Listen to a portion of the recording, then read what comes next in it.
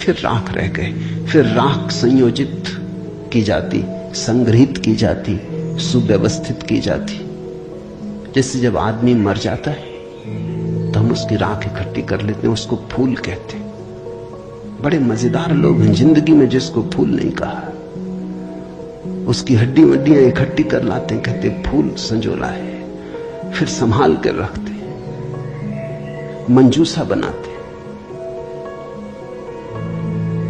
जिसको जिंदगी में कभी फूल का आदर नहीं दिया, जिसको जिंदगी में कभी फूल की तरह देखा नहीं, जब मर जाता है आदमी पागल है, तब उसकी हड्डी को, राख को फूल कहते।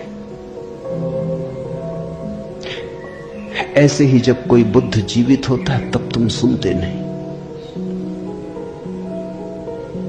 जब कोई महावीर तुम्हारे बीच से गुजरता है तब तुम नाराज होते हो। लगता है यह आदमी तुम्हारे सपने तोड़ रहा है या तुम्हारी नींद में दखल डाल रहा है। ये कोई जगाने का वक्त है? अभी अभी तो सपना आना शुरू हुआ था, अभी अभी तो जरा जीतना शुरू किया था जिंदगी में, अभी अभी तो दांव ठीक लगने लगे थे, तीर ठीक ठीक जगह पड़ने लगा था, और ये सज्जन आ गए। ये कहते हैं सब आसार है। अभी अभी तो चुनाव जीते थे, पद पे पहुंचने का रास्ता बना था, और ये महापुरुष आ गए। ये कहते हैं ये सब सपना है, इसमें कुछ सार नहीं, मौत आएगी सब छीन लेगी। छोड़ो भी, जब मौत आएगी तब देखेंगे, बीच में तो इस तरह की बातें मत उठाओ। लेकिन जब महावीर मर जाते, बुद्ध मर जाते, तब उनकी राख को हम इकट्ठी कर लेते हैं। फिर हम धम्म पद बनाते, वेद बनाते, फिर हम पूजा के फूल चढ़ाते। जनक भी जानता था कि शास्त्रों में सूचनाएं भरी पड़ी हैं, लेकिन उसने पूछा कथम ज्ञानम, कैसे होगा ज्ञान? क्योंकि कितना ही जान लो ज्ञान तो होता ही नहीं। जानते जाओ, शास्त्र कंठस्थ कर लो, तोते बन जाओ, एक एक सूत्र याद हो जाए, पूरे वेद स्मृति में छप जाएं, फिर भी ज्ञान तो होता नहीं। कथम ज्ञानम, कैसे होता ज्ञान? कथम मुक्ति, मुक्ति कैसे होगी? क्योंकि जिसको तुम ज्ञान कहते हो वो तो बांध लेता उल्टे, मुक्त कहां करता। ज्ञान तो वही है जो मुक्त करे। जीसस ने कहा है सत्य वही है जो मुक्त करे, ज्ञान तो वही है जो मुक्त करे। ये ज्ञान की कसौटी है। पंडित मुक्त तो दिखाई नहीं पड़ता, बंधा दिखाई पड़ता है, मुक्ति की बातें करता है, मुक्त दिखाई नहीं पड़ता है, हजार बंधनों में बंधा हुआ मालूम पड़ता है। तुमने कभी गौर किया, तुम्हारे तथाकथित संत तुमसे भी ज्यादा बंधे हुए मालूम पड़ते। तुम शायद थोड़े बहुत मुक्त भी हो, तुम्हारे संत तुमसे भी ज्यादा बंधे, लकीर के फकीर हैं। न उठ सकते स्वतंत्रता से, न बैठ सकते स्वतंत्रता से, न जी सकते स्वतंत्रता से। कुछ दिनों पहले कुछ जैन साध्वियों की मेरे पास खबर आई कि वो मिलना चाहती, मगर श्रावक आने नहीं देते। ये भी बड़े मजे की बात है। साधु का अर्थ होता है जिसने फिक्र छोड़ी समाज की, जो चल पड़ा अरण्य की यात्रा पर, जिसने कहा अब न तुम्हारे आदर की मुझे जरूरत है, न सम्मान की।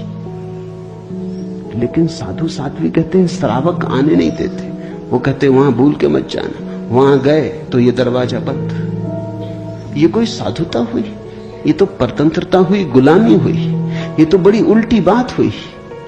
ये तो ऐसा हुआ कि साधु श्रावक को बदले, उसकी जगह श्रावक साधु को बदल रहा है।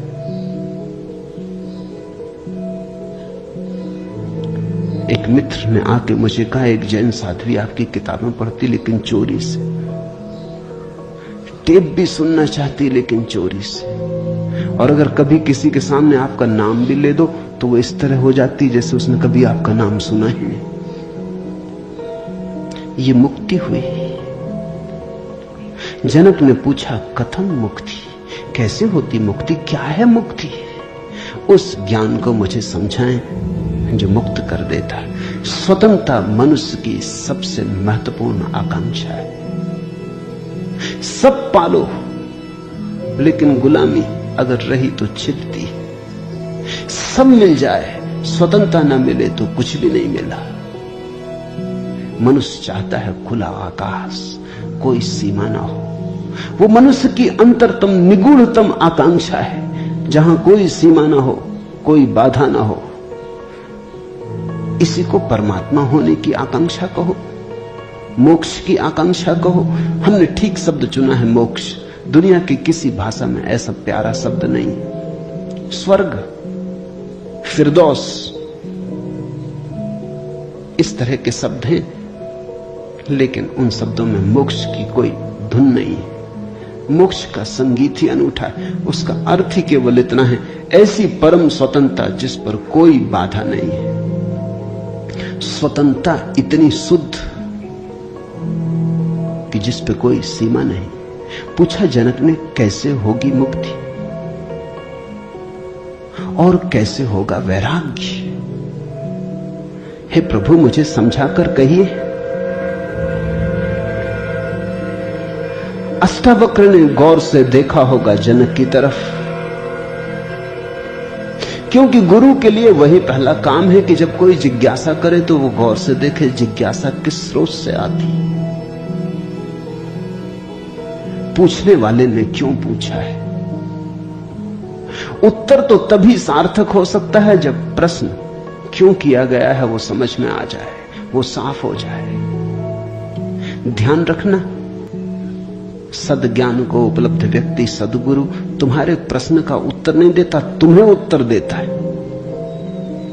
तुम क्या पूछते हो इसकी फिक्र कम है, तुमने क्यों पूछा है, तुम्हारे पूछने के पीछे अंतर चेतन में छिपा हुआ जाल क्या है, तुम्हारे प्रश्नों की आड़ में वस्तुतः कौन सी आकांक्षा छिपी है।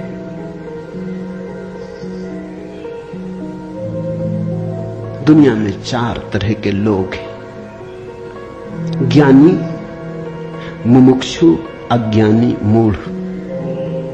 और दुनिया में 4 ही तरह की जिज्ञासाएं होती।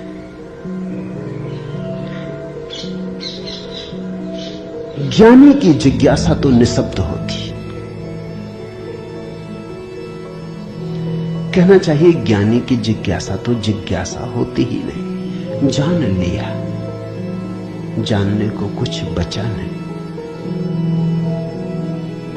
पहुंच गए, चित्त निर्मल हुआ, शांत हुआ, घर लौट आए, विश्राम में आ गए।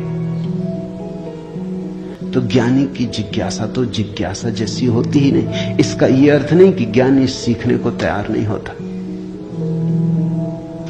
ज्ञानी तो सरल छोटे बच्चे की भांति हो जाता है, सदा तत्पर सीखने को।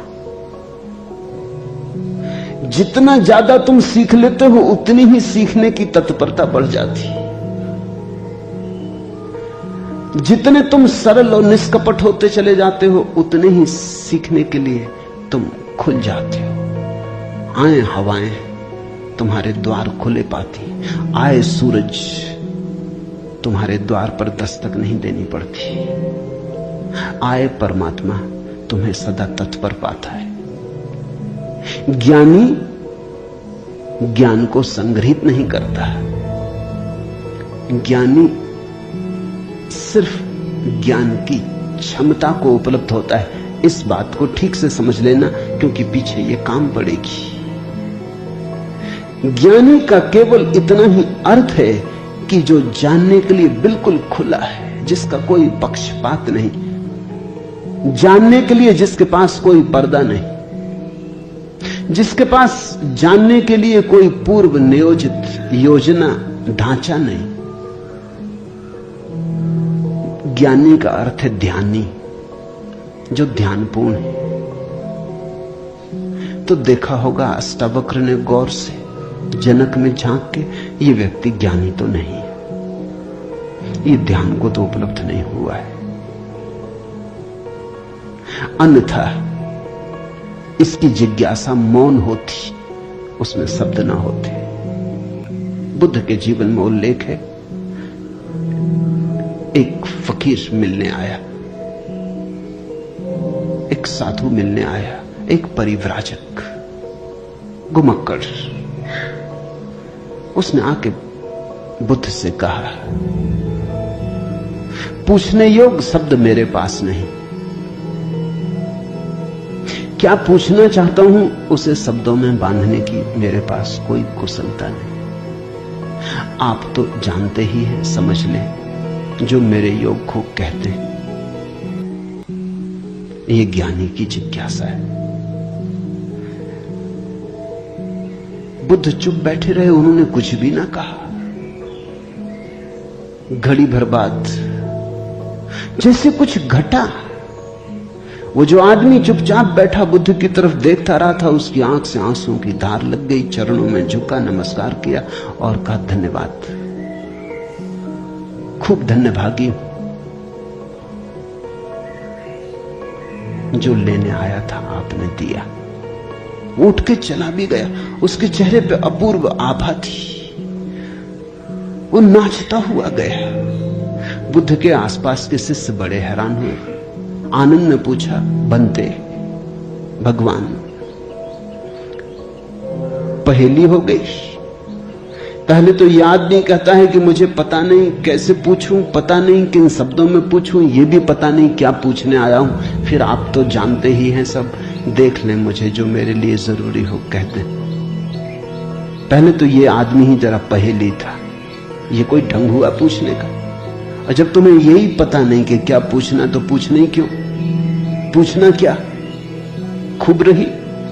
फिर यही बात खत्म ना हुई, आप चुप बैठे सो चुप बैठे रह गए। आपको ऐसा कभी मौन देखा नहीं? कोई पूछता तो आप उत्तर देते। कभी कभी तो ऐसा होता कोई नहीं भी पूछता तो भी आप उत्तर देते। आपकी करुणा सदा बहती रहती।